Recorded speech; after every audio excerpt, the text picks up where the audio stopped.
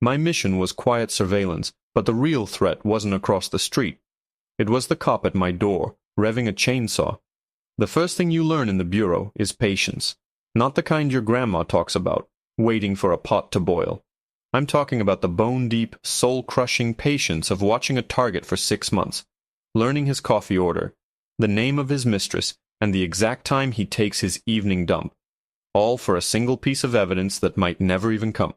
For the last 3 weeks, my patience had been deployed in a quiet, sterile cul-de-sac called Maple Creek. My target wasn't a cartel boss or a terrorist. He was a corporate accountant named Richard Sterling, a man suspected of laundering upwards of $50 million for an international crime syndicate. My cover? A freelance tech consultant. A quiet bachelor who just bought a nice 2-story colonial. A black man in a neighborhood so white it practically glowed in the dark. The house was perfect for surveillance. My office window had a clear, unobstructed view of Sterling's place across the street. The first 2 weeks were a symphony of suburban boredom. Minivans, golden retrievers, and passive-aggressive notes about recycling bins. I was a ghost, a shadow in a new house, and that's exactly how I wanted it. But then the whispers started. The sideways glances from the lady jogging with her stroller. The way the guy across the street, Sterling himself, would stare just a second too long when I collected my mail. I was a disruption to their perfect manicured ecosystem. I knew it was only a matter of time before someone called the cops. I just didn't expect it to go down like this. It started with a knock. Not a friendly, welcome to the neighborhood knock. This was a heavy, authoritative knock, the kind that rattles the hinges. I paused my work, muting the audio feed I had from Sterling's home office. My heart rate ticked up a notch. Was my cover blown? Had the syndicate made me? I moved silently to the front door, my hand instinctively drifting toward the small of my back where my Sig Sauer was holstered. I peered through the peephole. A cop, tall, barrel-chested, with a buzz cut and a mustache that looked like it was angry at the world. His name tag read, Miller. I took a breath, smoothed down my shirt, and opened the door a few inches, leaving the chain on. "Can I help you, officer?" Miller didn't smile. His eyes scanned right past me, casing the foyer like I was a piece of furniture. "We've had some reports," he began, his voice a low growl of manufactured authority. "Reports of suspicious activity at this residence." Suspicious activity. I kept my voice calm, level. "I just moved in a few weeks ago. Mostly been unpacking boxes and working. It's been pretty quiet." "That's the thing," he said, leaning in slightly, his scent a mix of cheap cologne and stale coffee. "It's too quiet, and folks like you don't just move into a place like this without raising a few eyebrows. Folks like me." There it was, the casual, venomous bigotry I'd been expecting. This wasn't about a noise complaint. This was about a black man in a $500,000 house. "I'm not sure what you mean by folks like me, officer," I said, my tone hardening just a fraction. "I bought this house legally. Is there a problem?" "The problem is I need to come inside and take a look around," he demanded, his hand resting on his service weapon. "Make sure everything's on the up and up. With all due respect, Officer Miller, you're not coming in without a warrant." That was the spark that lit the fuse. His face went from suspicious to furious in a split second. The veins on his thick neck bulged. "You think you're smart? You think you can hide in here? I am the law in this town, and I will not be disrespected." He slammed his fist against the door, making the chain rattle. "Open this door, now." I stood my ground. "You need a warrant." He stared at me for a long, silent moment, his eyes burning with a hateful fire. Then, a slow, ugly smile spread across his face. "A warrant," he chuckled, a dry, humorless sound. "All right. You want a warrant? I'll get you a warrant." He backed away from the door, pulling out his radio. But he wasn't calling for a warrant. I heard him say something about an uncooperative suspect and a possible barricade situation. My blood ran cold.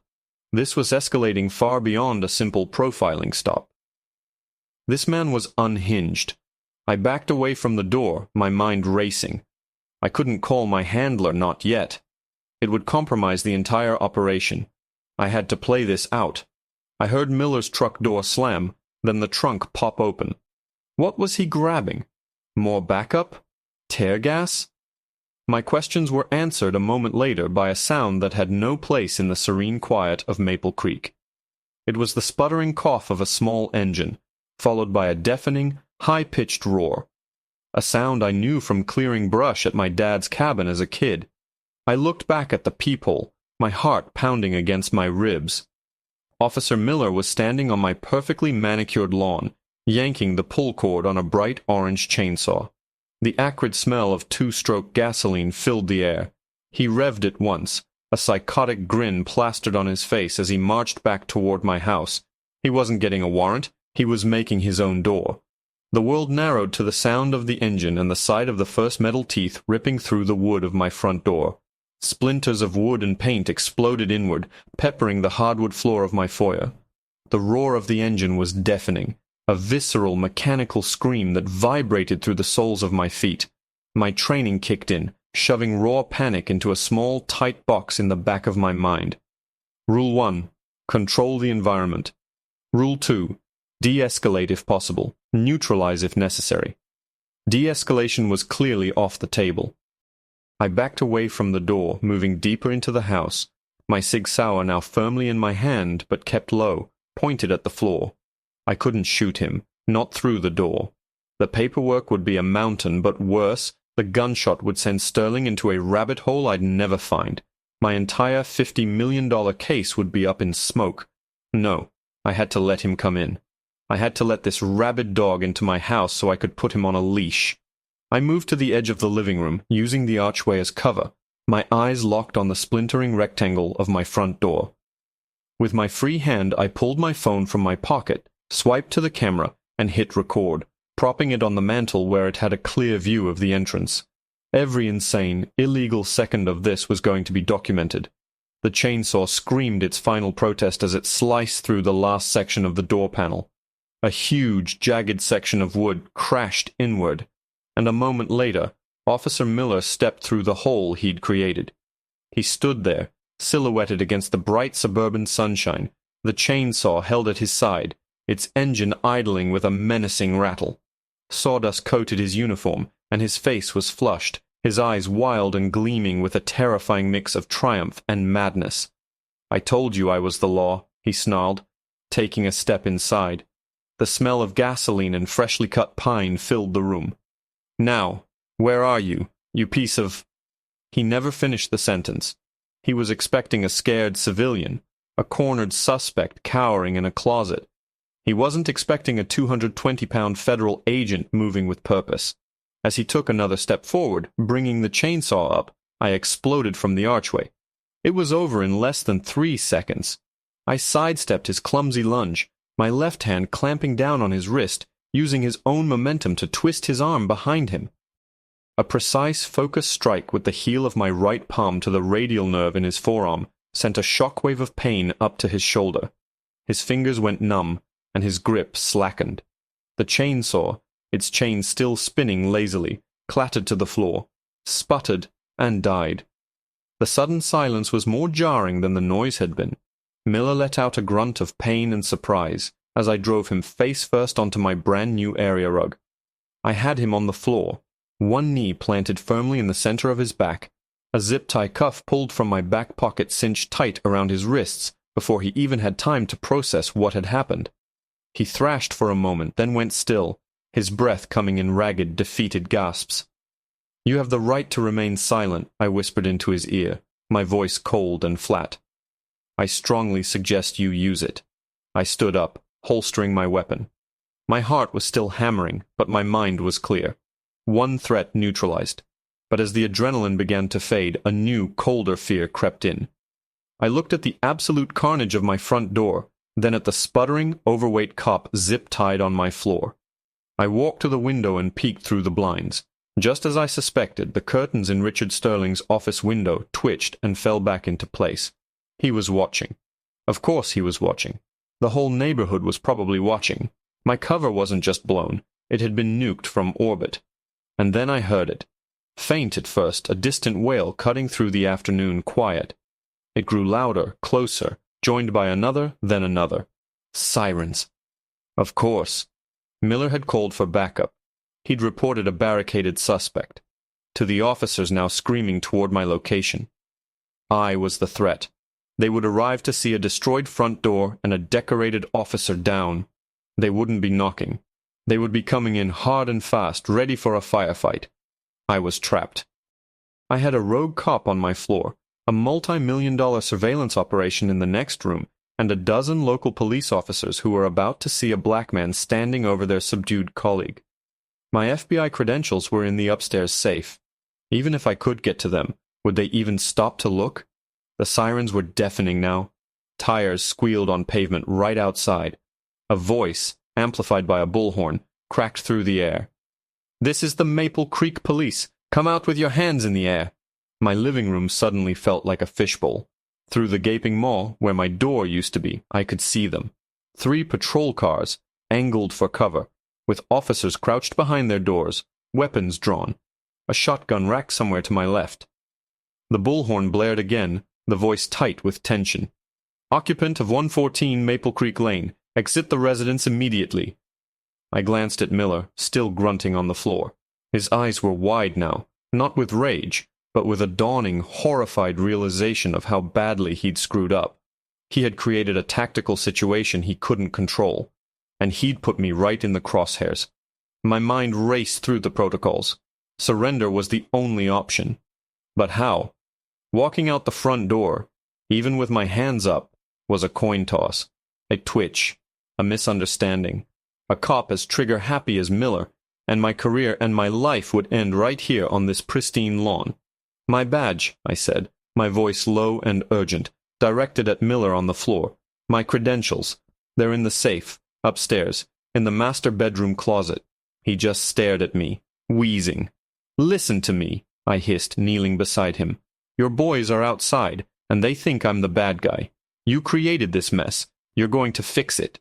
I'm going to put my service weapon on the dining room table. Then you are going to crawl to that hole in the door, and you're going to tell them to stand down." Fear finally cut through his bluster. He nodded, a jerky, panicked motion. I stood up, walked deliberately to the dining room table, and placed my Sig Sauer in the center, my movements slow and exaggerated. Then I backed away, hands held high and open. "Go," I commanded. Miller scrambled to his knees and shuffled awkwardly toward the splintered doorway, his hands still cuffed behind him. He stuck his head out, squinting in the sunlight. "Hold your fire! Stand down! It's Officer Miller!" There was a moment of confused shouting outside. The bullhorn crackled to life again. "Miller, what's your status? Is the suspect in custody?" It's a misunderstanding," he yelled, his voice cracking. "Everything is secure. We need the chief down here, and a supervisor. No one else comes in." He was saving his own skin, I knew, trying to contain the fallout. But it bought me time. I watched as the officers outside slowly, hesitantly, lowered their weapons. I could see them talking into their radios, the tension still thick enough to cut with a knife. A few minutes later, a black sedan pulled up, and a man in a crisp suit, Chief Inspector Davies, got out. He looked at the chainsaw on my porch, the demolished door, and the red-faced officer kneeling in the entryway, and his expression was one of profound, weary disappointment. He came inside, stepping carefully over the debris. His eyes met mine. They were sharp, intelligent. He wasn't a hothead like Miller. "What the hell happened here?" he asked, his voice dangerously calm. Before I could answer, Miller started babbling. "Chief, he assaulted me. He was uncooperative. I had probable cause." "Shut up, Frank," Davies snapped, not even looking at him. His gaze was still locked on me. "You have 30 seconds to explain why my officer is in zip ties on your floor before I let them toss this place." I took a breath. "With all due respect, Chief, this house is currently a federal crime scene. My name is Special Agent Marcus Thorne, FBI. My credentials and the warrant for my surveillance operation are in the upstairs safe." I gestured to the phone on the mantel. "And that camera has been recording since Officer Miller decided to use a chainsaw as a door key." Davies's jaw tightened. He stared at the phone, then back at me, then at the sputtering, terrified mess that was Officer Miller. He knew. In that instant, he knew I was telling the truth. The sheer insanity of the scene was its own kind of proof. He pulled out his radio. "Get me the regional FBI field office supervisor on the phone, now." The next hour was a blur of quiet, professional efficiency. My supervisor arrived, a flash of federal authority that made the local cops shrink back. The recording from my phone was reviewed. Officer Miller was uncuffed, then immediately recuffed with official steel cuffs and placed in the back of Chief Davies's car, his career ending not with a bang, but with the quiet click of a closing door. As the sun began to set, my supervisor, Agent Coulson, stood with me in my ruined foyer. "Well, Thorne," he said, a rare hint of a smile on his face, "your cover is toast. Sterling is probably shredding every document he owns as we speak." I sighed, looking at the sawdust and splinters. So it was all for nothing. "Not entirely," Coulson said. He held up a tablet, showing a grainy video feed. It was from a new micro camera the techs had installed in a smoke detector across the street, activated just an hour ago. It showed Richard Sterling in his home office, frantically feeding documents into an industrial-grade shredder. But in his haste, he'd missed one. A small, leather-bound ledger sat open on his desk, its pages filled with columns of names and numbers. "While Miller was giving you his audition for the Texas Chainsaw Massacre, our friend across the street got sloppy. He thought we were coming for him. Panicked. That little book right there? It's the key to the whole network. We're moving in. Now." A wave of relief washed over me, so powerful I felt my knees weaken. It hadn't been for nothing. I looked through the hole in my door at the setting sun, at the fleet of black, unmarked cars now silently pulling into the cul-de-sac, ready to take down Sterling. My patience had paid off, just not in the way I'd expected. And as for Officer Miller, I heard later he was facing a slew of charges, including assault and destruction of property. But his biggest punishment, his own department was using the footage from my phone as a what not to do training video for every new recruit. A permanent, humiliating legacy of the day a racist cop picked the wrong door.